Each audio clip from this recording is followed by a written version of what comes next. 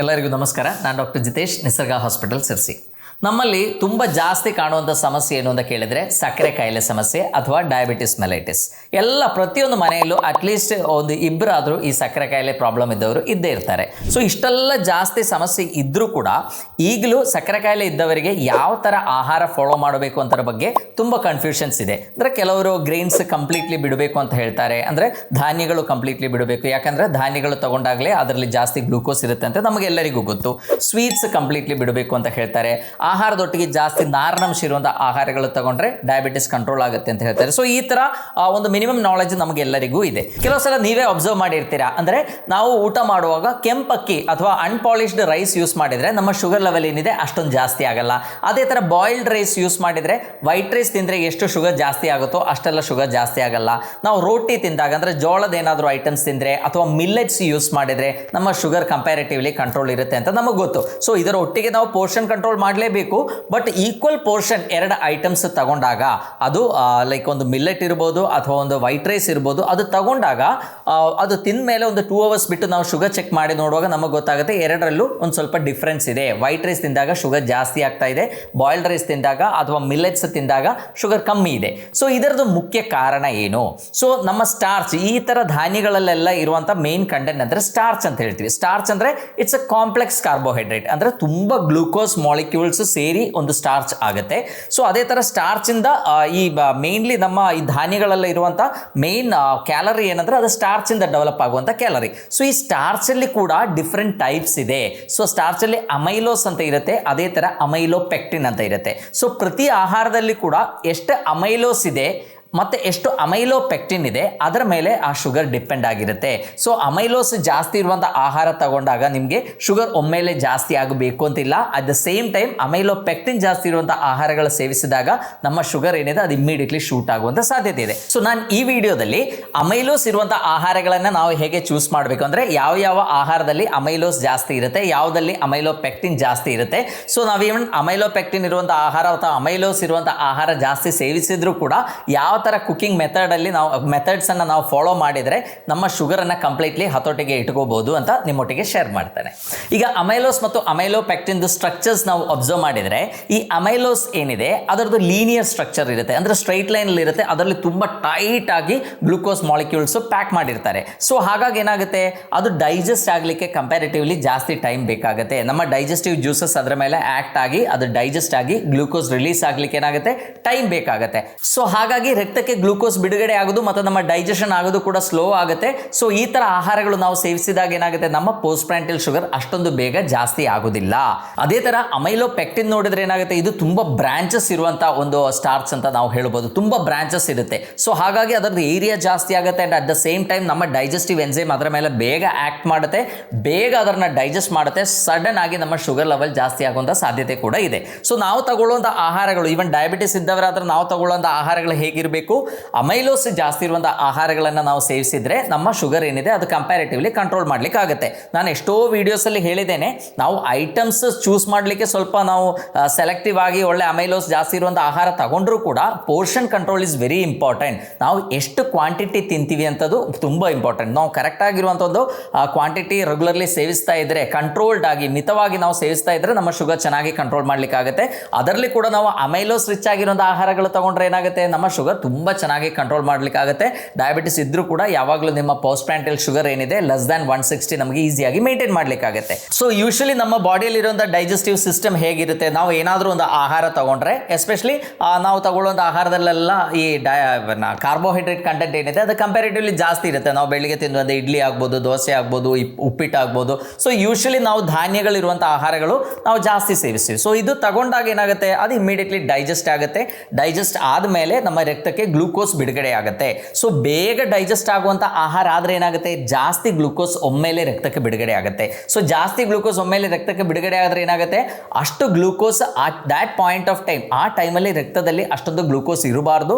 So ಹಾಗಾಗಿ body ಏನು ಮಾಡುತ್ತೆ, ಜಾಸ್ತಿ ಇನ್ಸುಲಿನನ್ನು ಪ್ರೊಡ್ಯೂಸ್ ಮಾಡುತ್ತೆ. ಸೊ ಇನ್ಸುಲಿನ್ ಜಾಸ್ತಿ ಪ್ರೊಡ್ಯೂಸ್ ಮಾಡಿದಾಗ ಏನಾಗುತ್ತೆ, ನಮ್ಮ ಸ್ಟೋರೇಜ್ ಜಾಸ್ತಿ ಆಗುತ್ತೆ. ರಕ್ತದಲ್ಲಿ ಇರುವಂಥ ಗ್ಲೂಕೋಸ್ ಏನಿದೆ ಅದನ್ನು ಬೇಗ ನಮ್ಮ ಜೀವಕೋಶಗಳ ಒಳಗೆ ಕಳಿಸೋದು ಡ್ಯೂಟಿ ಇನ್ಸುಲಿನ್ದು. ಸೊ ಬಟ್ ಏನಾಗುತ್ತೆ, ಡಯಾಬಿಟಿಸ್ ಇದ್ದವರಲ್ಲಿ ಈ ಇನ್ಸುಲಿನ್ ಇನ್ಸುಲಿನ್ ರೆಸಿಸ್ಟೆನ್ಸ್ ಅಂತ ಒಂದು ಸಮಸ್ಯೆ ಇರುತ್ತೆ, ಅಂದರೆ ಇನ್ಸುಲಿನ್ ಸರಿಯಾಗಿ ಕೆಲಸ ಮಾಡಲ್ಲ. ಸೊ ಹಾಗಾಗಿ ಹೈಪರ್ ಇನ್ಸುಲಿನಿಮಿಯಾ ಒಂದು ಕಡೆ ಆಗುತ್ತೆ, and at the same time ನಮ್ಮ ಬ್ಲಡ್ಡಲ್ಲಿ ಶುಗರ್ ಲೆವೆಲ್ ಕೂಡ ಜಾಸ್ತಿ ಆಗುವಂಥ ಸಾಧ್ಯತೆ ಇದೆ, ನಮಗೆ ಡಯಾಬಿಟಿಸ್ ಮೆಲೈಟಿಸ್ ಡೆವಲಪ್ ಆಗುವಂಥ ಸಾಧ್ಯತೆ ಇದೆ. ಸೊ ಇನಿಷಿಯಲಿ ಕೂಡ ಈವನ್ ಸಕ್ಕರೆ ಕಾಯಿಲೆ ಡೆವಲಪ್ ಆಗಿಲ್ಲ ಅವರಿಗೆ, ನಮ್ಮ ತಂದೆ ತಾಯಿಗೆ ಸಕ್ಕರೆ ಕಾಯಿಲೆ ಇದೆ, ಸೇಮ್ ಲೈಫ್ ಸ್ಟೈಲೇ ನಾವು ಫಾಲೋ ಮಾಡ್ತಾ ಇದ್ವಿ. So most of them will have pre diabetic condition. ಅಂದರೆ ಎಷ್ಟೋ ಜನರಲ್ಲಿ ನಾವು ಟೆಸ್ಟ್ ಮಾಡಿ ನೋಡಿದಾಗ ಅವರದ್ದು ಬ್ಲಡ್ ಶುಗರ್ ಏನಿದೆ ಖಾಲಿ ಹೊಟ್ಟೆಯಲ್ಲಿ 100ಕ್ಕಿಂತ ಜಾಸ್ತಿ ಇರುತ್ತೆ, ಪೋಸ್ಟ್ ಪ್ರೆಂಟಲ್ಲಿ ನಾವು ಚೆಕ್ ಮಾಡಿ ನೋಡಿದಾಗ 140, 200 ಮಧ್ಯದಲ್ಲಿ ಇರುತ್ತೆ. ಸೊ ಇದನ್ನು ನಾವು ಏನು ಹೇಳ್ತೀವಿ, ಪ್ರೀ ಡಯಾಬಿಟಿಕ್ ಸ್ಟೇಜ್ ಅಂತ ಹೇಳ್ತೀವಿ. ಸೊ ಈ ಸ್ಟೇಜಲ್ಲಿ ನಾವು ನೋಡುವಾಗ ಅವ್ರದ್ದು ಇನ್ಸುಲಿನ್ ಲೆವೆಲ್ಸ್ ಏನಿದೆ ಕಂಪ್ಯಾರಿಟಿವ್ಲಿ ಜಾಸ್ತಿ ಇರುತ್ತೆ, ಹೈಪರ್ ಇನ್ಸುಲಿನಿಮಿಯಾ ಅಂತ ಹೇಳ್ತೀವಿ. ಸೊ ನಿಧಾನಕ್ಕೆ ಬಾಡಿ ಜಾಸ್ತಿ ಇನ್ಸುಲಿನ್, ಈ ಥರ ಆಹಾರಗಳು ನಾವು ರೆಗ್ಯುಲರ್ಲಿ ಸೇವಿಸ್ತಾ ಇದ್ದಾಗ ಏನಾಗುತ್ತೆ, ಬಾಡಿ ಜಾಸ್ತಿ ಇನ್ಸುಲಿನ್ ಪ್ರೊಡ್ಯೂಸ್ ಮಾಡಿ ಮಾಡಿ ಮಾಡಿ ಮಾಡಿ over A period of time ನಮ್ಮ ಬಾಡಿಗೆ ಇನ್ಸುಲಿನ್ ಜಾಸ್ತಿ ಪ್ರೊಡ್ಯೂಸ್ ಮಾಡಲಿಕ್ಕೆ ಇರುವಂಥ ಕೆಪಾಸಿಟಿ ಅದು ಕಳ್ಕೊಳ್ಳುತ್ತೆ. ಸೊ ಹಾಗಾಗಿ ನಮಗೆ ಇನ್ಸುಲಿನ್ ಡಿಪೆಂಡೆನ್ಸಿ ಸ್ಟಾರ್ಟ್ ಆಗುತ್ತೆ. ಸೊ ನಾವು ತಗೊಳ್ಳೋಂಥ ಆಹಾರದಲ್ಲಿ ಅಮೈಲೋಸ್ ಜಾಸ್ತಿ ಇದ್ರೆ ಏನಾಗುತ್ತೆ, ಅಷ್ಟೊಂದು ಬೇಗ ಡೈಜೆಷನ್ ಆಗಲ್ಲ. ನಮಗೆ ಗೊತ್ತು ಡಯಾಬಿಟಿಸ್ ಇದ್ದ ಪೇಷಂಟ್ಸ್ಗೆ ದ ಬೆಸ್ಟ್ ಫುಡ್ ಯಾವುದು ಅಂತ ಕೇಳಿದ್ರೆ ಒಳ್ಳೆ ಕೊಬ್ಬಿರುವಂಥ ಆಹಾರಗಳು ತುಂಬ ಒಳ್ಳೆಯದು. ಅದೇ ಥರ ಪ್ರೋಟೀನ್ ಮತ್ತು ನಾರಿನಂಶ ಇರುವಂಥ ಆಹಾರಗಳು ಸೇವಿಸಬೇಕು. ಗ್ಲೂಕೋಸ್ ಜಾಸ್ತಿ ಇರುವಂಥ ಅಥವಾ ಸ್ಟಾರ್ಚ್ ಜಾಸ್ತಿ ಇರುವಂಥ ಆಹಾರಗಳನ್ನು ನಾವು ಆದಷ್ಟು ಕಮ್ಮಿ ಮಾಡಬೇಕು. ಬಟ್ ಈ ಸ್ಟಾರ್ಚ್ ಏನಿದೆ ಅದು ನಮಗೆ ಕಂಪ್ಲೀಟ್ಲಿ ಬಿಡ್ಲಿಕ್ಕಂತೂ ಆಗಲ್ಲ. ನಿಮಗೆ ಯಾವಾಗಾದರೂ ಇಮ್ಯಾಜಿನ್ ಮಾಡ್ಲಿಕ್ಕೆ ಆಗುತ್ತಾ, ನಾವು ಅಕ್ಕಿ, ಜೋಳ, ರಾಗಿ, ಗೋಧಿ ಈ ಥರ ಯಾವುದೋ ಆಹಾರಗಳು ತಗೊಳ್ಳದೇ ಇರಲಿಕ್ಕಂತೂ ನಮಗಾಗಲ್ಲ. ಸೊ ನಾವು ಮಿತವಾಗಿ ತಗೋಬೇಕು, and at the same time ನಾವು ಏನು ಮಾಡಬೇಕು, ಅದರಲ್ಲಿ ಅಮೈಲೋಸ್ ಜಾಸ್ತಿ ಇರುವಂಥ ಆಹಾರಗಳನ್ನು ನಾವು ಸೆಲೆಕ್ಟ್ ಮಾಡಬೇಕು. ಎಷ್ಟೋ ಫುಡ್ ಐಟಮ್ಸ್ ಏನಿದೆ ನಾವು ತಿಳ್ಕೊಂಡಾಗಲ್ಲ. ಈಗ ಫಾರ್ ಎಕ್ಸಾಂಪಲ್ ಪೊಟ್ಯಾಟೊ ಏನಿದೆ, ಬಟಾಟೆ ಏನಿದೆ, ಅದರಲ್ಲಿ ಅಮೈಲೋಪೆಕ್ಟಿನ್ ತುಂಬ ಜಾಸ್ತಿ ಇರುತ್ತೆ. ಸೊ ಹಾಗಾಗಿ ಬಟಾಟೆ ನಾವು ನಮ್ಮ ಫುಡ್ಡಾಗಿ ನಾವು ತಗೊಂಡ್ರೆ ಏನಾಗುತ್ತೆ, ನಮ್ಮ ಶುಗರ್ ಏನಿದೆ ಬೇಗ ಜಾಸ್ತಿ ಆಗುವಂಥ ಸಾಧ್ಯತೆ ಇದೆ. But at the same time ನಮ್ಮ ಸ್ವೀಟ್ ಪೊಟ್ಯಾಟೊ ಏನಿದೆ, ಹೆಸರಲ್ಲಿ ಸ್ವೀಟ್ ಅಂತ ಇದೆ, ಬಟ್ ಸ್ವೀಟ್ ಪೊಟ್ಯಾಟೊಲ್ಲಿ ಜಾಸ್ತಿ ಏನಿದೆ ಅಮೈಲೋಸ್ ಇರುತ್ತೆ. ಸೊ ಹಾಗಾಗಿ ಏನಾಗುತ್ತೆ, ಸ್ವೀಟ್ ಪೊಟ್ಯಾಟೊ ತಿಂದರೆ ನಿಮಗೆ ಪೊಟ್ಯಾಟೊ ತಿಂದರೆ ಎಷ್ಟು ಶುಗರ್ ಜಾಸ್ತಿ ಆಗುತ್ತೋ ಅಷ್ಟು ಶುಗರ್ ಸ್ವೀಟ್ ಪೊಟ್ಯಾಟೊಲ್ಲಿ ಜಾಸ್ತಿ ಆಗಬೇಕು ಅಂತ ಇಲ್ಲ.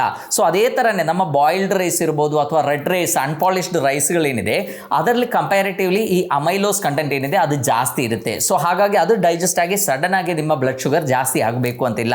But at the same time ನಮ್ಮ ಸಣ್ಣ ಸ್ಟಿಕ್ಕಿ ರೈಸ್ ಏನಿದೆ ಅಥವಾ ಸಣ್ಣ ವೈಟ್ ರೈಸ್ ಏನಿದೆ ಅದರಲ್ಲೇ ಅಮೈಲೋಪೆಕ್ಟಿನ್ ಜಾಸ್ತಿ ಇರುತ್ತೆ. ಸೊ ಹಾಗಾಗಿ ಅದು ತಿಂದು ಕೂಡಲೇ ಬೇಗ ಡೈಜೆಸ್ಟ್ ಆಗಿ ನಿಮ್ಮ ಶುಗರ್ ಲೆವೆಲ್ ಏನಿದೆ ಅದು ಜಾಸ್ತಿ ಆಗುವಂಥ ಸಾಧ್ಯತೆ ಇದೆ. ಸೊ ಇದೇ ಥರ ಇವನ್ ನೀವು ವೈಟ್ ರೈಸ್ ತಗೊಳ್ಳೋದಾದರೂ ಕೂಡ ಅದಕ್ಕೆ ನಾವು ತುಂಬ ನಾರಿನಾಂಶ ಎಲ್ಲ ಸೇರಿಸಿದ್ರೆ we can get a better result. But ನೀವು ತುಂಬ ಕೇರ್ಫುಲ್ ಆಗಿರ್ತೀರಿ, ನೀವು ಒಳ್ಳೆ ಆಹಾರನೇ ಸೇವಿಸಬೇಕು, ನಮ್ಮ ಶುಗರ್ ತುಂಬ ಚೆನ್ನಾಗಿ ಕಂಟ್ರೋಲ್ ಮಾಡಬೇಕು, ಅಥವಾ when you are planning for a diabetic reversal ಈ ಬಾಯ್ಲ್ಡ್ ರೈಸ್ ಏನಿದೆ ಅದು ತುಂಬ ಒಳ್ಳೆಯದು. ಸೊ ಅದೇ ಥರನೇ ಮಿಲ್ಲೆಟ್ಸ್ ಕೂಡ, ಯಾಕೆ ನಮ್ಮ ಸಿರಿಧಾನ್ಯಗಳು ನಮ್ಮ ಬಾಕಿ ಇರುವ ಅನ್ನ, ಅಕ್ಕಿ, ಗೋಧಿ ಇದಕ್ಕಿಂತ ಸುಪೀರಿಯರ್ ಅಂತ ಹೇಳೋದಂದರೆ ಅದರಲ್ಲಿ ಇರುವಂಥ ಅಮೈಲೋಸ್ ಕಂಟೆಂಟ್ ಏನಿದೆ ಅದು ಕಂಪ್ಯಾರಿಟಿವ್ಲಿ ಜಾಸ್ತಿ ಇರುತ್ತೆ. ಸೊ ಅಮೈಲೋಸ್ ಜಾಸ್ತಿ ಇರೋದ್ರಿಂದ ನಮಗೆ ಬೇಗ ಡೈಜೆಸ್ಟ್ ಆಗಿ ನಮ್ಮ ಬ್ಲಡ್ ಶುಗರ್ನ ಅದು ಜಾಸ್ತಿ ಮಾಡೋದಿಲ್ಲ. ಅದರಲ್ಲಿ ನಾರಿನಂಶ ಕೂಡ ಕಂಪ್ಯಾರಿಟಿವ್ಲಿ, ಈಗ ವೈಟ್ ರೈಸ್ ನಾವು ಕಂಪೇರ್ ಮಾಡಿದರೆ ಅದರಲ್ಲಿ ನಾರಿನಂಶ ಇಲ್ಲ, ತುಂಬ ಕಡಿಮೆ ಇರುತ್ತೆ. ಸೊ ಬಾಕಿ ಇರೋ ಬಾಯ್ಲ್ಡ್ ರೈಸ್ ಇರ್ಬೋದು ಅಥವಾ ಅನ್ಪಾಲಿಶ್ಡ್ ರೈಸ್ ಇರ್ಬೋದು ಅಥವಾ ಮಿಲ್ಲೆಟ್ಸ್ ಇರ್ಬೋದು ಅಥವಾ ಜೋಳ ಇರ್ಬೋದು ಅಥವಾ ವೀಟೆ ಇರ್ಬೋದು, ಇದರಲ್ಲೆಲ್ಲ ಕಂಪ್ಯಾರಿಟಿವ್ಲಿ ನಾರಿನಂಶ ಏನಿದೆ ಕಂಪ್ಯಾರಿಟಿವ್ಲಿ ಜಾಸ್ತಿ ಇದೆ, ಸ್ವಲ್ಪ ಪ್ರೋಟೀನ್ ಕಂಟೆಂಟ್ ಕೂಡ ಜಾಸ್ತಿ ಇರುತ್ತೆ. ಸೊ ಹಾಗಾಗಿ ವೈಟ್ ರೈಸಿಗೆ ಕಂಪೇರ್ ಮಾಡಿದರೆ ಇದೆಲ್ಲ ಇದಕ್ಕಿಂತ ಸುಪೀರಿಯರ್ ಅಂತ ನಾವು ಹೇಳ್ಬೋದು. ಸೊ ಯೂಶಲಿ ಈವನ್ ನೀವು ಒಂದು ಕಾರ್ಬೋಹೈಡ್ರೇಟ್ ತಗೊಳ್ಳುವಾಗ ಓಕೆ ಅದು ಅಮೈಲೋಸ್ ಇದ್ದರೂ ಕೂಡ ಅದು ಕೂಡ ಡೈಜೆಸ್ಟ್ ಆಗುತ್ತೆ. ಸೊ ನೆಕ್ಸ್ಟ್ ಟೆಕ್ನಿಕ್ ನಾವು ಏನು ಮಾಡಬೇಕು ಅಂದರೆ, ಈ ಅಮೈಲೋಸ್ ಇರುವಂಥ ಆಹಾರಗಳು ನೀವು ಸೇವಿಸುವಾಗ ಕೂಡ ಅದರೊಟ್ಟಿಗೆ ಸ್ವಲ್ಪ ಕೊಬ್ಬಿನ ಅಂಶನ ಮಿಕ್ಸ್ ಮಾಡಲಿಕ್ಕೆ ನಾವು ಪ್ಲಾನ್ ಮಾಡಬೇಕು. ಸೊ ಅದಕ್ಕೆ ನಾನು ಎಷ್ಟೋ ವೀಡಿಯೋಸಲ್ಲಿ ಹೇಳಿದ್ದೇನೆ, ನೀವು ಡಯಾಬಿಟಿಸ್ ಇದ್ದವರಾದರೆ ಅನ್ನ ಹಾಗೆ ತಗೊಳ್ಳೋಕ್ಕಿಂತ ಎಷ್ಟೋ ಒಳ್ಳೆಯದು ಅನ್ನ ತುಪ್ಪ ಒಟ್ಟಿಗೆ ತಗೊಳ್ಳೋದು. ಯಾಕಂದರೆ ತುಪ್ಪ ಅದಕ್ಕೆ ಆ್ಯಡ್ ಮಾಡಿದಾಗ, ಘೀ ಆ್ಯಡ್ ಮಾಡಿದಾಗ ಏನಾಗುತ್ತೆ, ನಮಗೆ ಗೊತ್ತು ತುಪ್ಪ ಅಂದರೆ ಒಳ್ಳೆ ಕೊಬ್ಬು. ಸೊ ಈ ತುಪ್ಪ ಏನು ಮಾಡುತ್ತೆ, ನಾವು ಅನ್ನ ತೊಳೆದ ಮೇಲೆ ನಿಮಗೆ ಎಷ್ಟು ಅನ್ನ ಬೇಕು ಅದಕ್ಕೆ ಒಂದು ಚಮಚ ತುಪ್ಪ ಹಾಕಿ ಒಂದು ಹಾಫ್ ಆನ್ ಅವರ್ ಬಿಟ್ಟು ಮತ್ತೆ ಅದನ್ನು ಅಡುಗೆ ಮಾಡೋದ್ರಿಂದ ಏನಾಗುತ್ತೆ, ತುಪ್ಪ ಅದರೊಟ್ಟಿಗೆ ಮಿಕ್ಸ್ ಆಗಿರುತ್ತೆ, ಅದರದ್ದೊಂದು ಕೋಟಿಂಗ್ ಡೆವಲಪ್ ಆಗಿರುತ್ತೆ, ಅದು ಬೇಗ ನಮ್ಮ ಬಾಡಿಯಲ್ಲಿ ಡೈಜೆಸ್ಟ್ ಆಗಲ್ಲ. ಸೊ ಹಾಗಾಗಿ ನಮ್ಮ ಪೋಸ್ಟ್ ಪ್ರೆಂಟಲ್ ಶುಗರ್ ಏನಿದೆ ಅದು ತುಂಬ ಚೆನ್ನಾಗಿ ಕಂಟ್ರೋಲ್ ಆಗುತ್ತೆ. ಸೊ ನಾನು ಹೇಳಿದ್ದೇನೆ, ಅನ್ನ ಇರ್ಬೋದು, ಜೋಳ ಇರ್ಬೋದು, ರಾಗಿ ಇರ್ಬೋದು, ಇದರಲ್ಲೆಲ್ಲ ಸ್ಟಾರ್ಚ್ ಇರುತ್ತೆ ಆ್ಯಂಡ್ ಅಮೈಲೋಸು ಇರ್ಬೋದು, ಅಮೈಲೋಪೆಕ್ಟಿನ್ ಇರುತ್ತೆ. ಅಮೈಲೋಪೆಕ್ಟಿನ್ ಇರೋದೇ ಇಲ್ಲ ಅಂತಲ್ಲ ನಾನು ಹೇಳಿದ್ದು, ಮೇ ಬಿ ಒಂದು 30-70 ಈ ಥರ ಪ್ರಪೋರ್ಷನಲ್ಲಿ ಇರ್ಬೋದು. ಸೊ ಹಾಗಾಗಿ ನಾವು ಈ ಸ್ಟಾರ್ಚನ್ನು ಕೂಡ ಸ್ಟೇಬಲ್ ಮಾಡೋದು ಒಂದು ಟೆಕ್ನಿಕ್ ಕೂಡ ಇದೆ, ಅದು ನಾನು ಹೇಳಿದ್ದೇನೆ, ರೆಟ್ರೋಗ್ರೇಡೇಷನ್ ಟೆಕ್ನಿಕ್ ಅಂತ ಹೇಳ್ತೀವಿ. ನಾವು ಯಾವಾಗ ಈ ಸ್ಟಾರ್ಚ್ ಇರುವಂಥ ಆಹಾರಗಳದು, ಅನ್ನ ಇರ್ಬೋದು, ಯಾವುದೇ ಐಟಮ್ ಇರ್ಬೋದು, ಅದನ್ನು ಬಿಸಿ ಮಾಡಿ ಕುಕ್ ಮಾಡಿದ ಕೂಡಲೇ ನಾವು ರೆಫ್ರಿಜರೇಟ್ ಮಾಡಿದರೆ ಏನಾಗುತ್ತೆ, ಅದರಲ್ಲಿರುವಂಥ ಈ ಸ್ಟಾರ್ಚ್ ಏನಿದೆ ಅಮೈಲೋಸಲ್ಲಿ ಏನಿದೆ ಅದು ಸ್ಟೇಬಲ್ ಆಗಿಬಿಡುತ್ತೆ, ಅದು ಬೇಗ ಡೈಜೆಸ್ಟ್ ಆಗೋದಿಲ್ಲ, ರೆಸಿಸ್ಟೆಂಟ್ ಸ್ಟಾರ್ಚ್ ಆಗಿ ಅದು ಕನ್ವರ್ಟ್ ಆಗುತ್ತೆ. ಸೊ ಹಾಗಾಗಿ ಆ ಥರ ಟೆಕ್ನಿಕ್ ನೀವು ಯೂಸ್ ಮಾಡಿದ್ರೆ ಏನಾಗುತ್ತೆ, ನಮ್ಮ ಬ್ಲಡ್ ಶುಗರ್ ಜಾಸ್ತಿ ಆಗೋದೇ ಇಲ್ಲ, ಆ ಫುಡ್ ಏನಿದೆ ಅದು ನಮ್ಮ ಬಾಡಿಗೆ ಈಸಿಯಾಗಿ ಡೈಜೆಸ್ಟ್ ಮಾಡ್ಲಿಕ್ಕೆ ಆಗಲ್ಲ. ಸೊ ಇದೆಲ್ಲ ರೆಸಿಸ್ಟೆಂಟ್ ಸ್ಟಾರ್ಚ್ ಆದಾಗ ಅದು ನಮ್ಮ ದೊಡ್ಡ ಕರಳಿಗೆ ಹೋಗುತ್ತೆ ಈಸಿಯಾಗಿ, ನಮ್ಮ ಸ್ಮಾಲ್ ಇಂಟೆಸ್ಟೈನಲ್ಲಿ ಸಣ್ಣ ಕರಳಲ್ಲಿ ಅದರದ್ದು ಅಬ್ಸಾರ್ಪ್ಷನು ಡೈಜೆಷನು ಅಷ್ಟು ಚೆನ್ನಾಗಿ ಆಗಲ್ಲ. ನಮ್ಮ ದೊಡ್ಡ ಕರಳಿಗೆ ಹೋದಾಗ ಅದರಲ್ಲಿರುವಂಥ ನಾರಿನಂಶ ಏನಿದೆ ಅದೆಲ್ಲ ಬ್ಯೂಟ್ರಿಕ್ ಆಸಿಡ್ ಆಗಿ ಕನ್ವರ್ಟ್ ಆಗಿ ನಮ್ಮ ದೊಡ್ಡ ಕರಳಲ್ಲಿರುವಂಥ ಒಳ್ಳೆ ಬ್ಯಾಕ್ಟೀರಿಯಾಗಳು ಬದುಕಲಿಕ್ಕೆ, ಅದರದ್ದು ಆರೋಗ್ಯ ಇಂಪ್ರೂವ್ ಆಗಲಿಕ್ಕೆ ಕೂಡ ಅದು ತುಂಬ ಹೆಲ್ಪ್ಫುಲ್ ಆಗುತ್ತೆ. ಸೊ ಸಕ್ಕರೆ ಕಾಯಿಲೆ ಇದ್ದವರು ಯಾವ ಥರ ಆಹಾರವನ್ನು ಪ್ರಿಫರ್ ಮಾಡಬೇಕು ಅಂತ ಕೇಳಿದರೆ ಅದರಲ್ಲಿ ಅಮೈಲೋಸ್ ಜಾಸ್ತಿ ಇರುವಂಥ ಗ್ರೈನ್ಸ್ ಇರಬೇಕು, ಅದರೊಟ್ಟಿಗೆ ಅದರಲ್ಲಿ ಕೊಬ್ಬಿನಂಶ ಜಾಸ್ತಿ ಇರಬೇಕು, ಪ್ರೋಟೀನ್ ಜಾಸ್ತಿ ಇರಬೇಕು ಆ್ಯಂಡ್ ಫೈಬರ್ ಕೂಡ ಜಾಸ್ತಿ ಇರಬೇಕು. ಫಾರ್ ಎಕ್ಸಾಂಪಲ್ ಈಗ ನಮ್ಮ ಸ್ವೀಟ್ ಪೊಟ್ಯಾಟೊ ಏನಿದೆ ಅಥವಾ ಸಿಹಿ ಗೆಣಸು ಏನಿದೆ, ಸೊ ಅದು ಹಾಗೆ ತಿನ್ನೋ ಬದಲು ಅದು ಸ್ವಲ್ಪ ತುಪ್ಪ ಮಿಕ್ಸ್ ಮಾಡಿ ನೀವು ಪ್ರಿಪೇರ್ ಮಾಡಿ ತಗೊಂಡ್ರೆ ಏನಾಗುತ್ತೆ, ಇನ್ನೂ ಅದರದ್ದು ಗ್ಲೈಸಿಮಿಕ್ ವ್ಯಾಲ್ಯೂ ಏನಿದೆ ಅದು ಕಡಿಮೆ ಆಗುತ್ತೆ, ನಿಮ್ಮ ಶುಗರ್ ಏನಿದೆ ಚೆನ್ನಾಗಿ ಕಂಟ್ರೋಲ್ ಆಗುತ್ತೆ. ಸೊ ನಾನು ಫಸ್ಟ್ ಹೇಳಿದ್ದೇನೆ, ಅನ್ನ ಊಟ ಮಾಡೋಕ್ಕಿಂತ ಅನ್ನ ತುಪ್ಪ ಒಟ್ಟಿಗೆ ಸೇರಿಸಿ ನೀವು ಸೇರಿಸಿದಾಗ ಏನಾಗುತ್ತೆ, ನಿಮ್ಮ ಶುಗರ್ ಬೆಟರ್ ಕಂಟ್ರೋಲ್ ಇರುತ್ತೆ. ಅದರೊಟ್ಟಿಗೆ ನಾವು ಸ್ವಲ್ಪ ಪ್ರೋಟೀನ್ ತಗೋಬೇಕು. Protein may B non vegetarians ಆದರೆ ನಾನ್ ವೆಜ್ ಫುಡ್ಡಲ್ಲೆಲ್ಲ ಚೆನ್ನಾಗಿ ನಿಮಗೆ ಪ್ರೋಟೀನ್ ಸಿಗುತ್ತೆ. ವೆಜಿಟೇರಿಯನ್ಸ್ ಆದರೆ ಮೊಟ್ಟೆ ತಿನ್ನೋರಾದರೆ ಮೊಟ್ಟೆ is one of the best ಅಂತ ನಾವು ಹೇಳ್ಬೋದು. ಅದರೊಟ್ಟಿಗೆ ಕಾಳುಗಳಿರ್ಬೋದು ಅಥವಾ ಸೋಯಾಬೀನ್ ಇರ್ಬೋದು ಅಥವಾ ಪನೀರ್ ಇರ್ಬೋದು, ಸೊ ಈ ಥರ ಅಥವಾ ಮೊಸರು ಇರ್ಬೋದು, ಇದರಲ್ಲೆಲ್ಲ ಪ್ರೋಟೀನ್ ಮತ್ತು ಫ್ಯಾಟ್ ಜಾಸ್ತಿ ಇದೆ. ಸೊ ಹಾಗಾಗಿ ನಿಮ್ಮ ರೆಗ್ಯುಲರ್ ಫುಡ್ ಪ್ಯಾಟರ್ನ್ ಏನಿದೆ ಅದರಲ್ಲಿ ಈ ಥರ ಆಹಾರಗಳನ್ನ ಕೂಡ ನೀವು ಸೇವಿಸಿ ತಗೊಂಡಾಗ, ನಾನು ಫಸ್ಟ್ ಹೇಳಿದ್ರೆ ಪೋರ್ಷನ್ ಕಂಟ್ರೋಲ್ ಮಾಡಬೇಕು. ಸೊ ನೀವು ಆಹಾರ ತಗೊಳ್ಳುವಾಗ ಒಂದು ಪ್ಲೇಟ್ ಏನಿದೆ ಅದರದ್ದು 1/4 ಅಷ್ಟೇ ಈ ಕಾರ್ಬೋಹೈಡ್ರೇಟ್ಗಳನ್ನು ಅಥವಾ ಧಾನ್ಯಗಳನ್ನು ತಗೊಳ್ಳಿ, ಅದು ಕೂಡ ಅಮೈಲಸ್ ರಿಚ್ ಆಗಿರುವಂಥ ಧಾನ್ಯಗಳನ್ನು ತಗೊಳ್ಳಿ. ಇನ್ನು ಕಾಲ್ಭಾಗ ಏನಿದೆ ತರಕಾರಿಗಳನ್ನು ಜಾಸ್ತಿ ಯೂಸ್ ಮಾಡಿ, ಇನ್ನೊಂದು ಕಾಲ್ಭಾಗ ಏನಿದೆ ನಮ್ಮ ಪ್ರೋಟೀನ್ ರಿಚ್ ಆಗಿರುವಂಥ ಆಹಾರಗಳನ್ನು ಯೂಸ್ ಮಾಡಿ, ಇನ್ನೊಂದು ಕಾಲ್ಭಾಗ ನಿಮ್ಮ ಫ್ಯಾಟ್ ಇರುವಂಥ ಆಹಾರ ಮತ್ತು ಪ್ರೋಬಯೋಟಿಕ್ಸ್ ಅಂದರೆ ನಮ್ಮ ಹೊಟ್ಟೆಯಲ್ಲಿರುವಂಥ ಒಳ್ಳೆ ಬ್ಯಾಕ್ಟೀರಿಯಾಗಳು ಬದುಕಲಿಕ್ಕೆ ಬೇಕಾಗಿರುವಂಥ ಆಹಾರಗಳನ್ನು ತಗೊಳ್ಳಿ. ನಾರಿನಂಶ ಕೂಡ ಈಕ್ವಲಿ ಇಂಪಾರ್ಟೆಂಟ್ ಆಗಿರುತ್ತೆ. ಸೊ ಅದು ನಮಗೆ ತರಕಾರಿಗಳಿಂದ ಮ್ಯಾಕ್ಸಿಮಮ್ ಸಿಗುತ್ತೆ. ಸೊ ತರಕಾರಿಗಳೇನಿದೆ ಅದು ಒಳ್ಳೆ ಕ್ವಾಂಟಿಟಿಯಲ್ಲಿ ತಿನ್ನಲಿಕ್ಕೆ ನಾವು ಪ್ರಯತ್ನ ಮಾಡಬೇಕಾಗತ್ತೆ. ಈಗ ಅಮೈಲೋ ಪೆಕ್ಟಿನ್ ಜಾಸ್ತಿ ಇರುವಂಥ ಆಹಾರಗಳೇನು ಅಂದರೆ ನಮ್ಮ ವೈಟ್ ಬ್ರೆಡ್ ಇರ್ಬೋದು, ವೈಟ್ ರೈಸ್ ಇರ್ಬೋದು, ಅಂದರೆ ಪಾಲಿಶ್ಡ್ ಆಗಿ ರಿಫೈನ್ಡ್ ಆಗಿ ಬರುವಂಥ ಕಾರ್ಬೋಹೈಡ್ರೇಟ್ಗಳೇನಿದೆ ಅದರಲ್ಲಿ ಕಂಪ್ಯಾರಿಟಿವ್ಲಿ ಜಾಸ್ತಿ ಅಮೈಲೋ ಪೆಕ್ಟಿನ್ ಇರ್ಬೋದು. ಸೊ ವೈಟ್ ರೈಸಲ್ಲಿ ಜಾಸ್ತಿ ಅಮೈಲೋ ಪೆಕ್ಟಿನ್ ಇರುತ್ತೆ. ನಮ್ಮ ಎಲ್ಲ ಬೇಕರಿ ಐಟಮ್ಸ್ ಏನಿದೆ ಅದರಲ್ಲಿ ಜಾಸ್ತಿ ಅಮೈಲೋ ಪೆಕ್ಟಿನ್ ಇರುತ್ತೆ. ನಾವು ತುಂಬ ಹೆಲ್ತಿ ಅಂತ ಅಂದ್ಕೊಂಡು ತಿನ್ನುವಂಥ ಕಾರ್ನ್ ಫ್ಲೇಕ್ಸ್ ಏನಿದೆ ಅದರಲ್ಲಿ ಕೂಡ ತುಂಬ ಜಾಸ್ತಿ ಅಮೈಲೋ ಪೆಕ್ಟಿನ್ ಇರುತ್ತೆ. ಕೆಲವು ಇನ್ಸ್ಟೆಂಟ್ ಆಗಿ ಮಾಡುವಂಥ ಕೆಲವು ಓಟ್ಸ್ ಏನಿದೆ ಅದರಲ್ಲಿ ಕೂಡ ಅಮೈಲೋ ಪೆಕ್ಟಿನ್ ಕಂಟೆಂಟ್ ಏನಿದೆ ಅದು ಜಾಸ್ತಿ ಇರುವಂಥ ಸಾಧ್ಯತೆಗಳಿದೆ. ಸೊ ನ್ಯಾಚುರಲಿ ಆದಷ್ಟು ರಿಫೈನ್ಡ್ ಆಗಿರುವಂಥ ಆಹಾರಗಳನ್ನು ಆದಷ್ಟು ನಾವು ಅವಾಯ್ಡ್ ಮಾಡಿ ಹೋಲ್ ಗ್ರೈನ್ಸನ್ನು ತಗೊಳ್ಳಿಕ್ಕೆ ಪ್ರಯತ್ನ ಮಾಡಬೇಕು. ಸೊ ಆಲ್ವೇಸ್ ನಮಗೆ ಯಾವಾಗಲೂ ಈ ಅಮೈಲೋ ಪೆಕ್ಟಿನ್ ಎಲ್ಲ ನೋಡಿಕೊಂಡು ಆಹಾರ ಸೆಲೆಕ್ಟ್ ಮಾಡಲಿಕ್ಕೆ ಆಗಬೇಕು ಅಂತಿಲ್ಲ. ಸೊ ಯಾವುದೇ ನೀವು ತಗೊಳ್ಳುವಾಗ ಕೂಡ ದ ಬೆಸ್ಟ್ ಅಂದರೆ ಬೆಸ್ಟ್ ಪ್ಯಾಟರ್ನ್ ಆಫ್ ಈಟಿಂಗ್ ಏನು ಅಂತ ಕೇಳಿದರೆ carbohydrate plus fibre plus protein plus fat. So ಈ ಥರ ಒಂದು ಕಾಂಬಿನೇಷನಲ್ಲಿ ನೀವು ತಗೊಂಡ್ರೆ ನಿಮ್ಮ ಬ್ಲಡ್ ಶುಗರ್ ಏನಿದೆ ತುಂಬ ಚೆನ್ನಾಗಿ ನಮಗೆ ಕಂಟ್ರೋಲ್ ಮಾಡಲಿಕ್ಕಾಗುತ್ತೆ. ಅಟ್ ದ ಸೇಮ್ ಟೈಮ್ ನಮಗೆ ಗೊತ್ತಿರಬೇಕು, ನಮ್ಮ ಶುಗರ್ ಕಂಟ್ರೋಲ್ ಆಗಬೇಕು ಅಂತ ಇದ್ದರೆ ನಮ್ಮ muscles are equally important. So ಹಾಗಾಗಿ ರೆಗ್ಯುಲರ್ಲಿ ವ್ಯಾಯಾಮ ಮಾಡಲೇಬೇಕು. ಅದು ಕೂಡ ರೆಸಿಸ್ಟೆಂಟ್ ವ್ಯಾಯಾಮಗಳು ಮಾಡಿದರೆ ಮಾತ್ರ ನಮ್ಮ ಮಸಲ್ ಬಲ್ಕ್ ಇಂಪ್ರೂವ್ ಆಗುತ್ತೆ. ನಮ್ಮ ಮಸಲ್ ಬಲ್ಕ್ ಇಂಪ್ರೂವ್ ಆದರೆ ಮಾತ್ರ ನಮ್ಮ ಶುಗರ್ ಕಾನ್ಸ್ಟೆಂಟ್ ಆಗಿ ನಾರ್ಮಲ್ ಆಗಿ ಇಡಲಿಕ್ಕೆ ಸಾಧ್ಯ. ಎಷ್ಟೋ ಜನ ರೆಗ್ಯುಲರ್ ಆಗಿ ವಾಕಿಂಗ್ ಮಾಡ್ತಾರೆ ಅಥವಾ ಜಾಗಿಂಗ್ ಮಾಡ್ತಾರೆ, ಅದು ತುಂಬ ಒಳ್ಳೆ ವ್ಯಾಯಾಮ, ಅವರ ಆರೋಗ್ಯ ತುಂಬ ಚೆನ್ನಾಗಿರುತ್ತೆ, ಅವರ ಕಾರ್ಡಿಯಾಕ್ ಫಂಕ್ಷನ್ಸ್ ತುಂಬ ಚೆನ್ನಾಗಿರುತ್ತೆ, ಓವರಾಲ್ ಅವರು ಚೆನ್ನಾಗಿರ್ತಾರೆ. But diabetes point of view ಇಂದ ನಾವು ನೋಡಿದರೆ ಡಯಾಬಿಟಿಸ್ ಚೆನ್ನಾಗಿ ಕಂಟ್ರೋಲ್ ಆಗಬೇಕು ಅಂದರೆ ಮಸಲ್ ಬಲ್ಕ್ ಬೇಕೇ ಬೇಕಾಗುತ್ತೆ. ಸೊ ಹಾಗಾಗಿ ಈ ರೆಗ್ಯುಲರ್ಲಿ ನೀವು ಮಾಡುವಂಥ ವಾಕಿಂಗ್ ಏನಿದೆ ಅಥವಾ ಏರೋಬಿಕ್ ಎಕ್ಸಸೈಸ್ಗಳು ಅಥವಾ ಕಾರ್ಡಿಯೋ ವರ್ಕೌಟ್ಸ್ ಏನಿದೆ ಅದರ ಒಟ್ಟಿಗೆ ಚೆನ್ನಾಗಿ ವೆಯ್ಟ್ ಲಿಫ್ಟಿಂಗ್ ಮಾಡಿದ್ರೆ ಮಾತ್ರ ನಿಮ್ಮ ಮಸಲ್ ಬಲ್ಕ್ ಇಂಪ್ರೂವ್ ಆಗುತ್ತೆ.